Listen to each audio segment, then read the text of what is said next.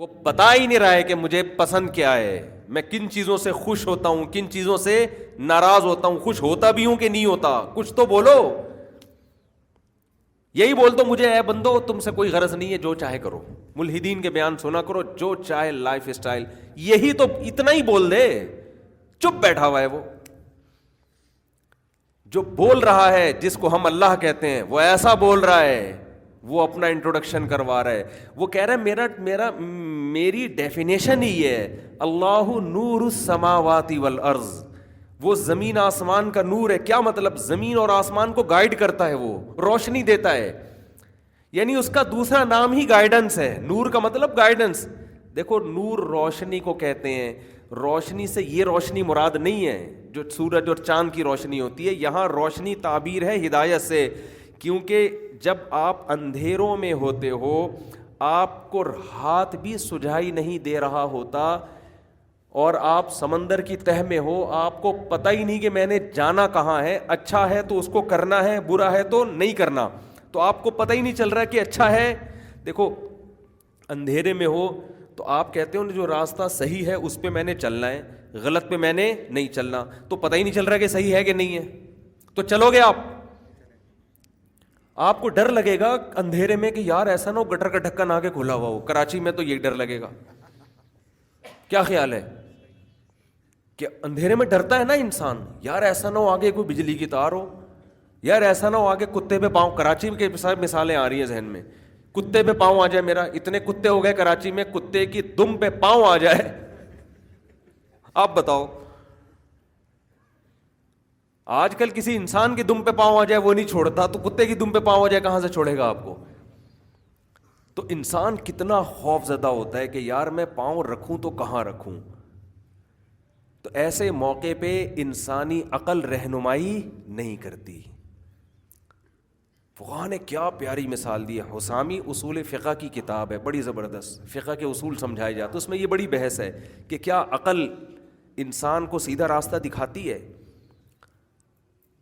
بعض چیزیں جب ہم طلب علمی کے زمانے میں پڑھتے تھے نا، وہ پوری طرح سمجھ میں نہیں آتی تھیں. اب جب مثالیں سامنے آتی ہیں تو بات سمجھ میں آتی ہے کہ فقہا کا کیسا دماغ تھا. فقہا بیان کرتے ہیں عقل یقیناً انسان کو ہدایت دیتی ہے بشرطے کہ وحی کی لائٹیں لگی ہوئی ہوں، وحی کی روشنی ہو، پھر عقل گائیڈ کرتی ہے. اگر وحی کا نور نہیں ہے، اس کی مثال بالکل ایسے ہے، اندھیرے میں آپ کی عقل نہیں بتا سکتی کہ آگے کھڈا ہے، گٹر کا ڈھکن کھلا ہوا ہے، یا کتے کی دم پہ پاؤں آ رہا ہے. یہ عقل نہیں بتائے گی آپ کو اگر سب خاموش بیٹھے ہوئے ہیں. عقل آپ کو جب گائیڈ کرے گی جب ایک لائٹ ہو، روشنی ہو، پھر عقل کہے گی ادھر جانا ہے، ادھر نہیں جانا. اتنی تیز روشنی ہماری عقل میں نہیں ہے کہ وہ سرچ لائٹ کا کام کرنا شروع کر دے، وہ ٹیوب لائٹ کا کام کرنا شروع کر دے، وہ چراغ کا کام کرنا شروع کر دے. اتنی عقل اگر ہمارے اندر ہوتی تو ہمیں اندھیروں میں ٹارچ کی ضرورت نہیں ہوتی. سمجھ میں آ رہی ہے کہ نہیں آ رہی ہے؟ عقل ایک محدود چیز ہے نا، اتنی نہیں ہے کہ وہ روشنی کے بغیر ہی کام کرنا شروع کر دے. سیدھا راستہ صرف عقل سے کبھی بھی نظر نہیں آتا. اگر صرف عقل سے نظر آتا نا تو آپ حیدرآباد جانا ہوتا، گھر سے باہر نکل کے بولتے میری عقل بتائے گی کہ مجھے حیدرآباد کہاں ہے. عقل تھوڑی آپ کو گوگل میپ پہ ڈالنا پڑے گا، وہ بتائے گا پھر دائیں موڑ بائیں موڑ، پھر کھوپڑی سے کام لوگے. دائیں موڑ کا مطلب لیفٹ نہیں ہے. پھر اگر وہ بار بار گوگل میپ چیخ رہا ہے کہ ٹرن رائٹ اور آپ لیفٹ جا رہے ہو، تو آپ کے ساتھ بیٹھا ہوا بندہ کہا تو کیا کھوپڑی نہیں ہے تیرے اندر؟ عقل سے کام نہیں لے رہا. وہ تجھے سیدھے جانے کو کہہ رہا ہے، تو کہاں جا رہا ہے؟ الٹا جا رہا ہے.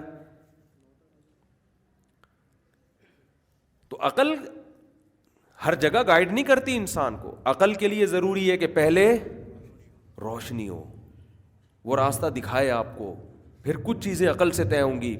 تو خوب سمجھ لیں کہ گمراہی کسے کہتے ہیں؟ غلط راستے پہ چلنا یا صحیح اور غلط میں فرق ہی نہ ہونا، اسے کہتے ہیں اندھیرا. اندھیرے میں یہی ہوتا ہے نا. قرآن لائٹ اور بجلی کی مثالیں بہت دیتا ہے سیدھے راستے کو سمجھانے کے لیے، اس لیے کہ یہ بڑی خاندانی مثالیں ہیں. او کظلمات فی بحر اللجی یغشاہ موج من فوقہ موج من فوقہ سحاب ظلمات بعضها فوق بعض.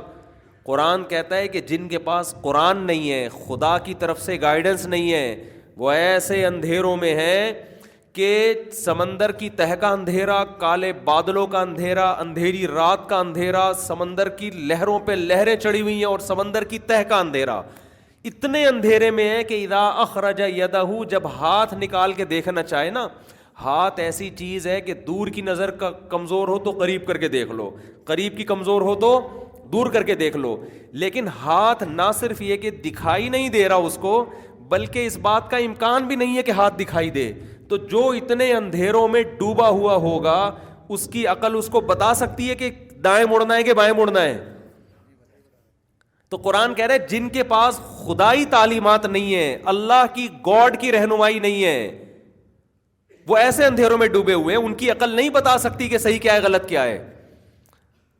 اور آپ کہتے ہو نہیں جی ہمیں گورے بتائیں گے کہ صحیح کیا ہے اور غلط کیا. ہم گوروں سے پوچھیں گے, انگریزوں سے پوچھیں گے صحیح اور غلط کی کو ڈیفائن کر کے بتاؤ, سیدھا راستہ کون سا ہے, اور لبرل لوگوں سے پوچھیں گے. ہم کن سے پوچھیں گے؟ ہم, کیونکہ وہ پڑھے لکھے ہوتے ہیں, وہ بتائیں گے ہمیں کہ صحیح کیا ہے اور غلط, اچھا کیا ہوتا ہے, برا کیا ہوتا ہے.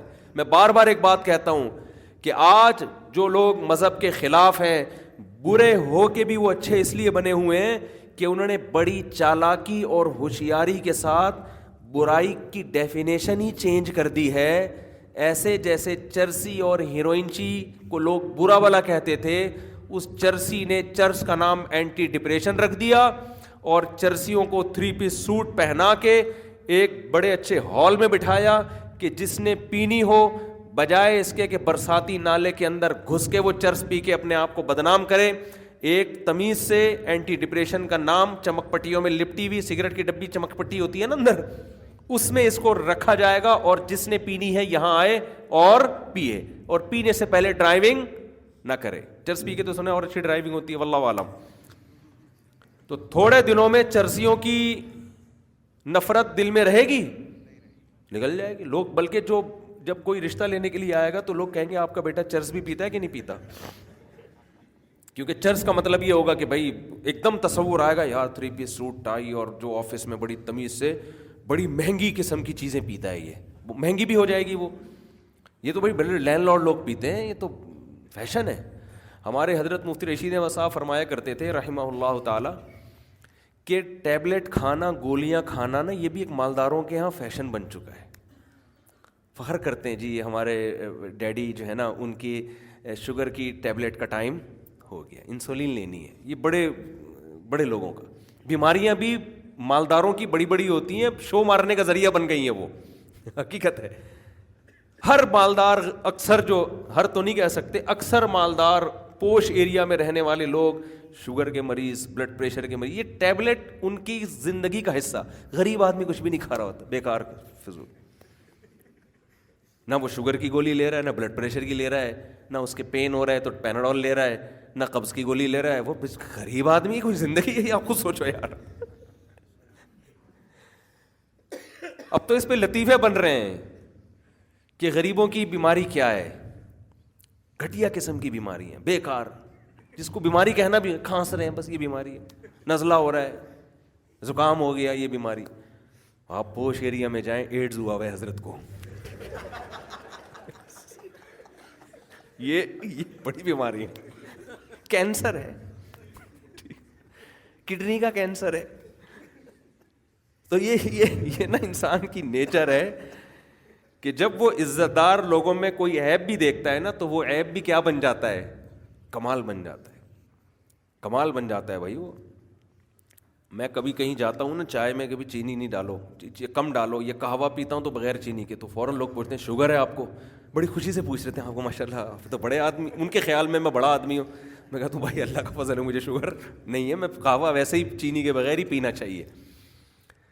تو وہ پھر ایک شرمندگی سی محسوس ہو رہی ہوتی ہے کہ یار مفتی طارق مسعود صاحب ہیں یار, ان کو شوگر ہی نہیں ہے یار, کیا تو غریبوں والی زندگی ہے لگتا ہے ان کی. تو اللہ بچائے شوگر سے. تو کیا کیا ہے یہ لبرل لوگوں نے, برائی کی ڈیفینیشن کو چینج کر دیا ہے.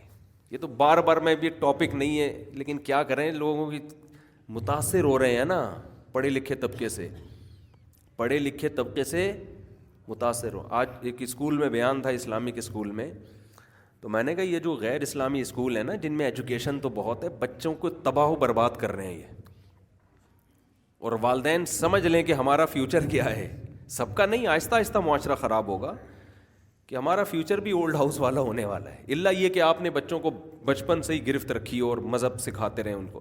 خیر, تو میں یہ عرض کر رہا تھا کہ عقل جو ہے, عقل وہ انسان کو جب تک روشنی الگ سے نہیں ہوگی وہ انسان کو سیدھا راستہ نہیں دی. کچھ کام عقل کرے گی, خالی روشنی بھی کافی نہیں ہے. اگر عقل نہیں ہے تو پاگل آدمی تو روشنی میں بھی نہیں پتہ چلے گا کہ حیدرآباد کدھر ہے, لاہور کدھر ہے, پشاور کدھر ہے. وہ تو گوگل میپ بھی استعمال کرنے کے لیے کھوپڑی تو چاہیے نا. تو ہمارے لبرل لوگوں نے کیا کیا ہے کہ عقل کی حیثیت کو اتنا بڑھا دیا کہ وہ کہتے ہیں کہ اس کے لیے خدائی تعلیمات کی ضرورت ہے ہی نہیں, ہم خود عقل سے فیصلہ کریں گے. اور جو بعض مذہبی جنونی ہوتے ہیں انہوں نے عقل کی ویلیو کو اتنا گھٹا دیا کہ وہ کہتے ہیں انسان جتنا پاگل ہوگا نا اتنا نیک ہوگا. تبھی جو بالکل ہی پھینک رہے ہوتے ہیں نا, بیٹھ کے اوٹ پٹانگ باتیں کر رہے ہوتے ہیں, لوگ ان کے ہاتھ چوم رہے ہوتے ہیں کہ یہ بہت پہنچے ہوئے بزرگ ہیں, ان کی ایک بات بھی کسی کی بھی کھوپڑی میں آتی نہیں ہے, یہ بہت ہی پہنچے ہوئے, جیسے روحانی ٹوپی ڈراموں کے ساتھ ہو رہا ہے. حالانکہ وہ ساری باتیں illogical ہوتی ہیں.